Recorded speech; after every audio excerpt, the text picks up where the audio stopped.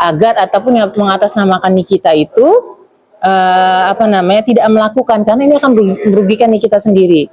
Kan kita nggak bisa, saya percaya banyak fans-fansnya Mbak Nikita ya, tapi satu sisi ada juga kan ya, kita nih semuanya tuh nggak ada yang semuanya suka sama kita, tapi kami akan berdiri di tengah by aturan, by the rule, sesuai dengan aturan bahwa di dalam tidak ada penggunaan alat komunikasi lain selain yang disediakan oleh pihak rutan dalam hal ini, dan berdasarkan hasil pemeriksaan itu memang nihil dan Nikita juga mengikuti aturan dengan baik.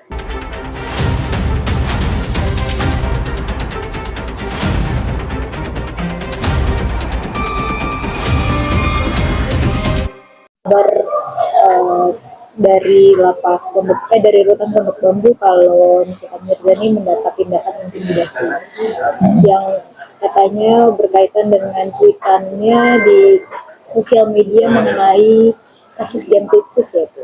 Kalau itu dari Ibu sebagai Dirjenpas mengetahui hal tersebut. Oke.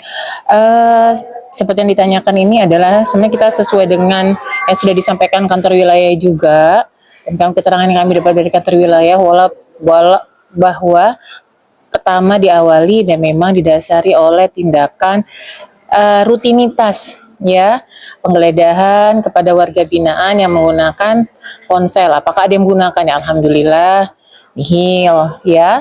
Yang kedua yang tadi ditanyakan itu intimidasi, sebenarnya bukan intimidasi barangkali ya, lebih kepada konfirmasi, menanyakan, dan kalau keterangan dari kantor wilayah ini sebenarnya melindungi dari Nikita sendiri.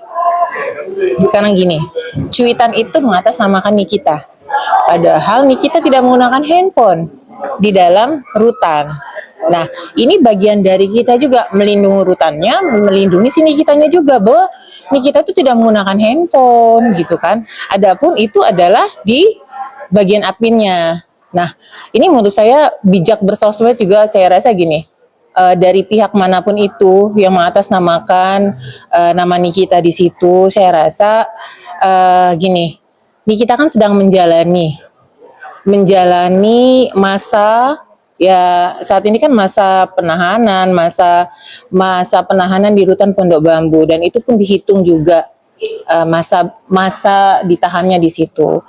Ada rule yang harus dilakukan, yang harus diikuti, yaitu mengikuti aturan dengan baik. Dan so far sampai saat ini bahkan kita sempat jadi duta komunikasi kan di rutan Pondok Bambu, mengedukasi, menyampaikan ke masyarakat bahwa ini loh, kita tidak pakai handphone di rutan Pondok Bambu, tapi kami menggunakan layanan yang disediakan oleh pihak rutan. Tapi dengan adanya cuitan itu, kan mindsetnya masyarakat pasti, wah, pakai handphone nih Mbak Nikita. Nah, jadi ini yang dilakukan oleh kantor wilayah ini juga salah satu untuk melindungi Nikita sendiri kok.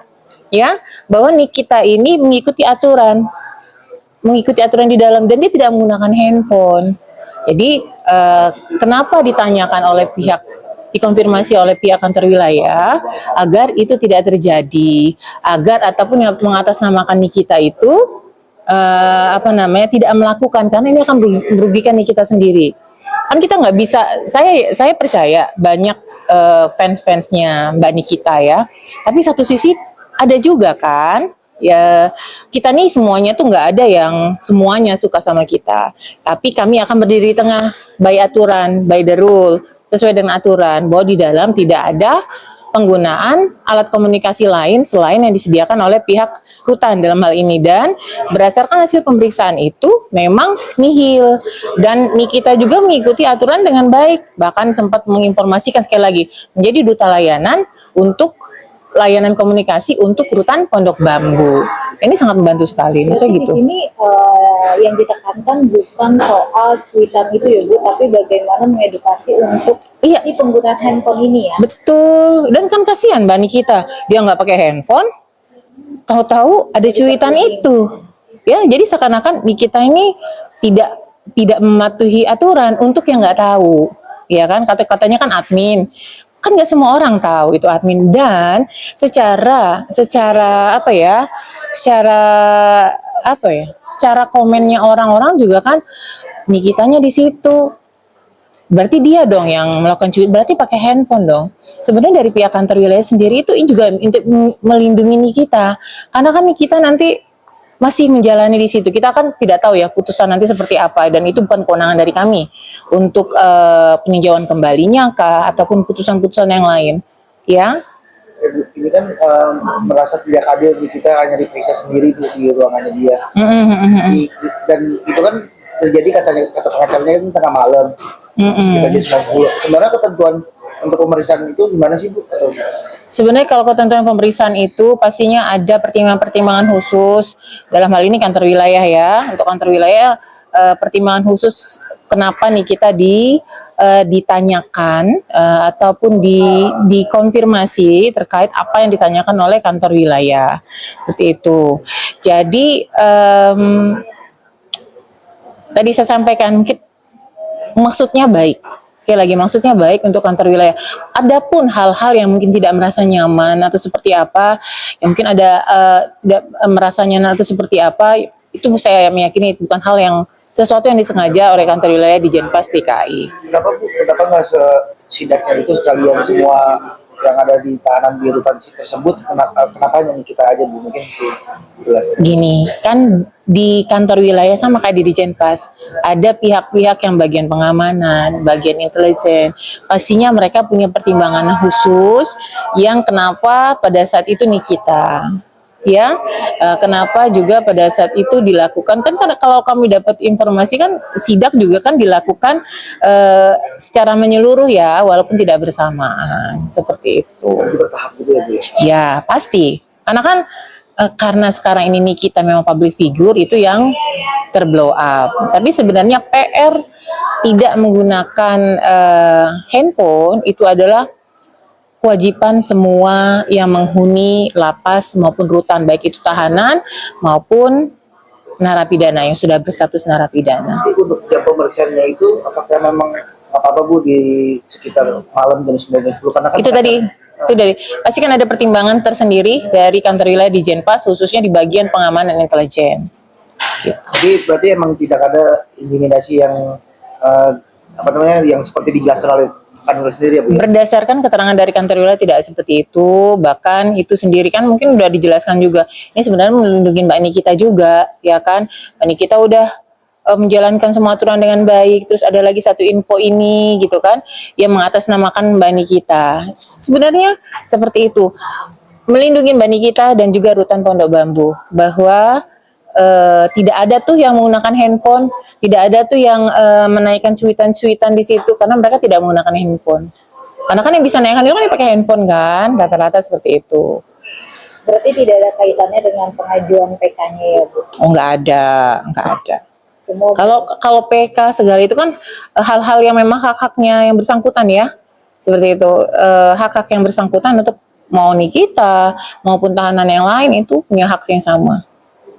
Bu, ini kan apa namanya lagi rame ya Bu ya soal isu ini kita akan bebas di bulan Agustus. Mungkin tanggapan dari Bu Rika seperti apa sih Bu? Sampai saat ini konfirmasi kami terakhir di rutan Pondok Bambu juga belum ada informasi seperti itu. Tapi kalau memang keputusannya, kan yang mengeluarkan keputusan kan bukan kami, dari kami kan hanya pelaksana. Ya pasti kita akan taat putusan ya, taat hukum. Kalau memang nanti putusannya itu PK-nya dikabulkan, dibebaskan, dikeluarkan dari bulan Agustus, ya kita akan taat pada putusan tersebut. Bu, gimana sih Bu prosedurnya ketika narapidana di PK-nya dikabulkan lalu diputus untuk bebas, itu prosedurnya mungkin berapa hari untuk kebebasannya dari hasil putusan PK tersebut gitu? Kalau ada putusan PK, secepat mungkin pastinya dibebaskan sesuai dengan putusan itu, tidak ada tunda-menunda. Karena sekali lagi, kita melaksanakan putusan peninjauan kembali. Pada saatnya itu memang sudah ingkrah, sekali lagi ya, sudah ingkrah, maka ya kita harus mengeluarkan secepat mungkin sesuai dengan tanggal putusan ya, kayak gitu. Sama aja kalau PB, dikeluarkan bebas bersyarat di tanggal 8 Agustus, di tanggal 8 Agustus ya kita keluarkan. Setelah melaksanakan administrasi lainnya. Mengurus administrasi juga enggak yang berhari-hari ya Bu? Seharusnya tidak ya. Berarti emang sejauh ini tidak ada informasi terkait tersebut ya?